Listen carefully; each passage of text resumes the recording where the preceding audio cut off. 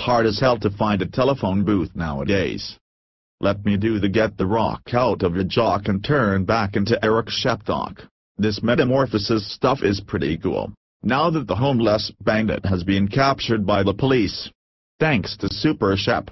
Let me get back to the DC budget. A meeting has been convened by other homeless advocates and myself, which lays out the budget cuts to human services that are in Mayor Gray's proposed budget. Let me get over there now. I only have 10 minutes to get to the Coalition for Creative Nonviolence, CCNV. Such a shame that in our nation's capital we have homeless sleeping on the streets. Here in poverty-ridden Southeast, even here in Georgetown. Hey guys. Build it tight and right. Great job on my dome. Everyone stop and look at this handsome fella in the dome. Oh me. Oh my. It is me. Providing services to the homeless in my day center. These domed homes are just what we need to get home loose off the streets. These budget cuts are ridiculous and may lead to shelters closing. Now that was a solution to our budget crisis on homeless services. The fact of the matter is Super Sheptock has the solution. Now to get DC to buy into it, finally CCNV. With over 1,000 people in this building at any time during the year. All homeless. And DC is cutting human services budget that may put many homeless out in street. Let me stop and honor a woman who died on this bench. Right in front of the shelter. She chose street over shelter. Sometimes that is a hard choice to make. Okay, let's get ready for the meeting. Federally, I think they're going to cut like $5 billion, about $5.3 billion from HUD housing, and there's this fear that we're going to lose 750,000 units across the country, and that here in DC, we might lose 5,000 HUD units, and then 5,000 more public housing units, and those cuts are going to affect as of October 1st. Of this year. But what's going to happen is, if you don't increase the supportive housing, then folk are going to become homeless faster than you house them. And next year, you might have 10,000 homeless people as opposed to 6,500. And so if we don't house folk faster than they become homeless, then you aren't going to decrease the number of homeless. So with that, do you have any questions or comments, or who else wants to, say something here? We got to get middle-class America to come to City Hall with us. We got to get every homeless person we can possibly get off those park benches to come down. If they don't want to speak, stand outside with a sign. Don't cut IDA. Don't cut the housing program. Don't shut the shelter system down. Help the future. Do a better job with the family shelters out there to do it. Now, how do we get those people from the benches in the middle class America that might be affected down the line somehow? Right. Yeah, but actually, I want to go on the record as saying this, that first of all, we shouldn't just organize around one event. We should organize just for the sake of organizing and having an ongoing homeless coalition. So I don't want to call people together just for one meeting and then have them disband. We got to have this ongoing unity amongst the homeless community. I think the most important thing is for us to do is try to build our awareness, and you can try to build one other person's awareness about what's going to be happening. And going out to these places, and like these right here, we need to flood the city with these. Yeah. With regard to the city council, I think that if we're going to turn up the heat, we should know that the city council, most of them, if not all of them, are lawyers.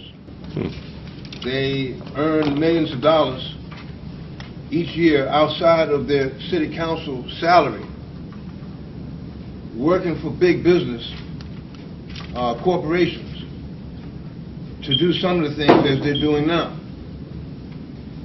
And then they get paid, what is it now, $150, $170 a year for the city council, for the salaries of the city council. The city council is a part-time job, so they get over $100,000 a year, and then when they're not there in their office, which is a lot, They're making millions of dollars as lawyers, as partners, consultants, and employees of big business law firms to do us in, to do the small people in, small businesses, small people issues. So I personally think they don't need the money that they're getting paid as city council. In many states, city council people only get paid for the number of meetings that they attend, a stipend, maybe $50 or $100. So we could find a lot of money in the area of eliminating their salaries. I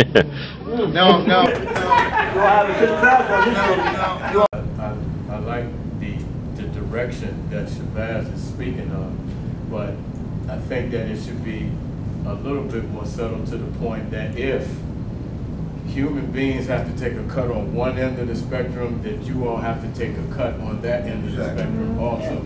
I'm not saying eliminate your salary, but let's just share this. Let's just share this cut throughout the whole city. You know what I'm saying? At any given year, you decide that the budget is going to be below whatever it takes to run the city, then there's a percentage of your salary that need to be a part of raising this city back up the way it's supposed to be. Jim Graham. Everybody know Jim Graham? Yeah. Everybody know his number? No. You got the paper? You got paper. 724-8181, the easiest number in the world. Jackie Reyes, she has oversight over the, well, first of all, Jim Graham has oversight over homeless issues through Human Services. Does everybody know that? Yes. Okay, so rather than trying to target everybody on here, you start with Jim Graham.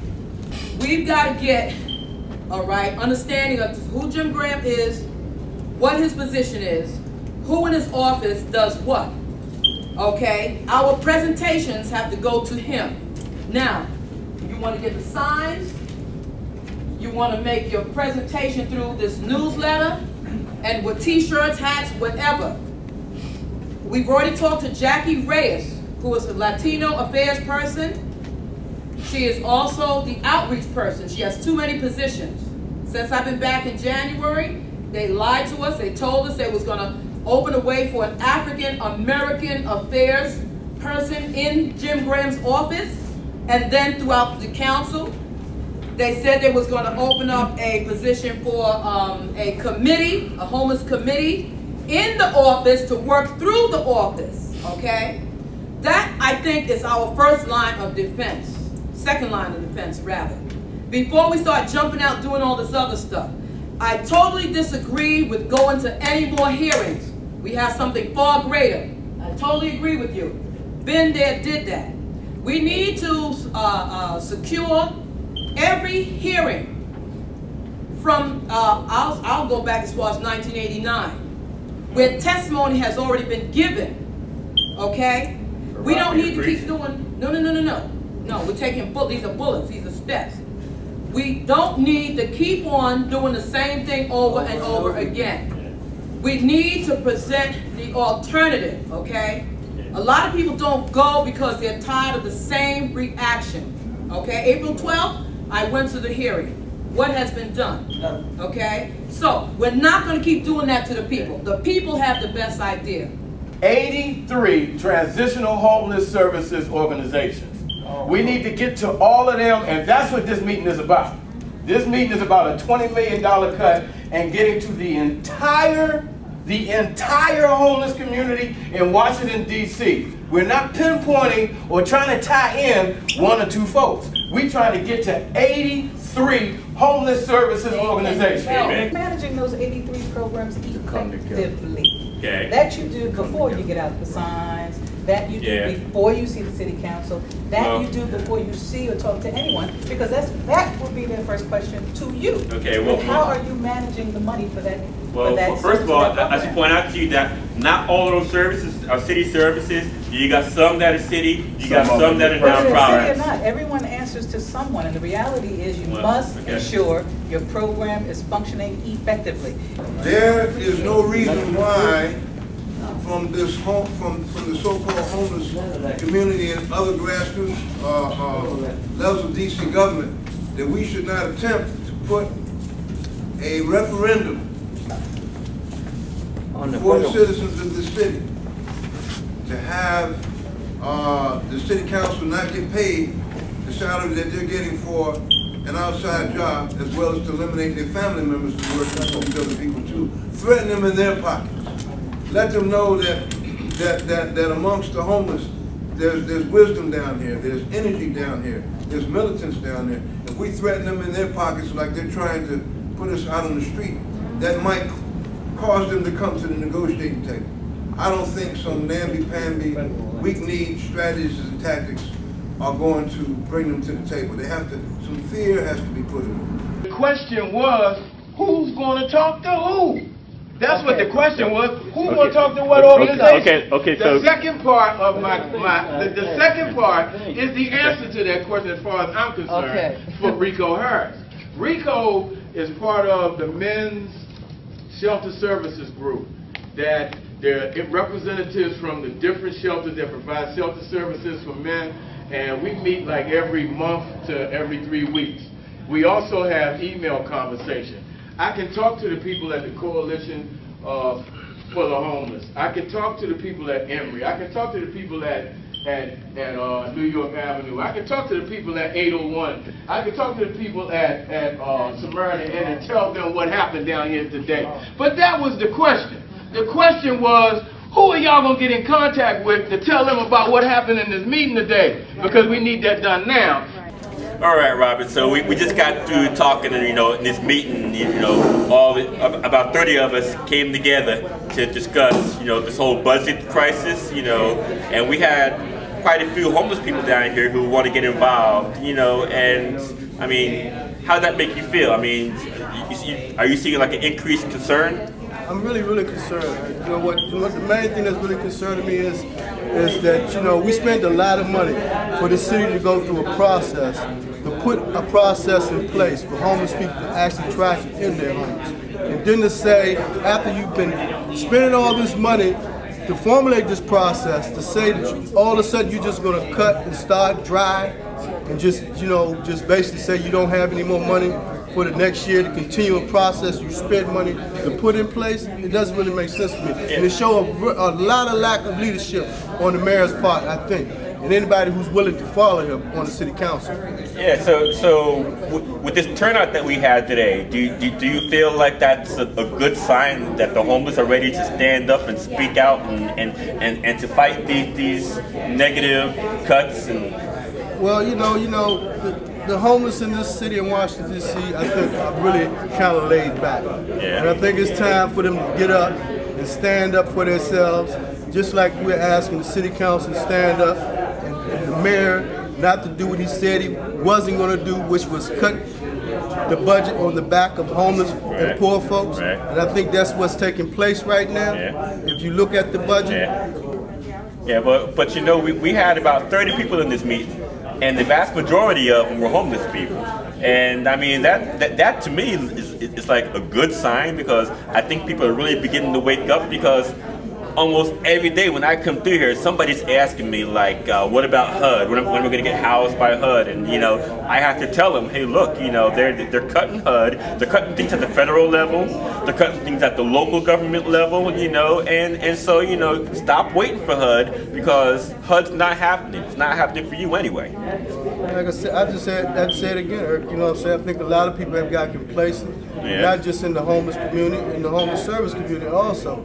I think, they're just concerned with the status quo and not really moving people out of their homelessness.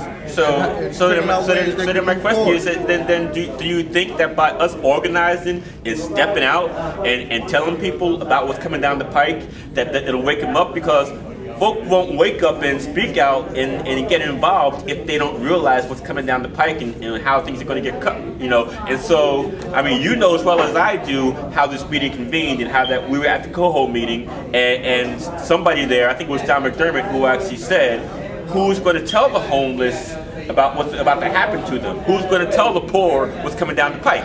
And then we decided to organize, and now here we are, and I think that good things are going to begin to happen out of this. That's just my take on it. I would hope so, you know what I'm saying? I would pray and hope so, you know what I'm saying, that God would make it so, because we really need to wake up and actually come out here and advocate for ourselves and speak up for ourselves and say, the cuts that's coming down the pike is going to affect so many people in so many bad ways. So I hope that we can get next meeting. I hope we have 300 folks out here. Okay. Well, it's a long shot, but hey, let's go for it. Let's go for it. Okay. That's what's happening.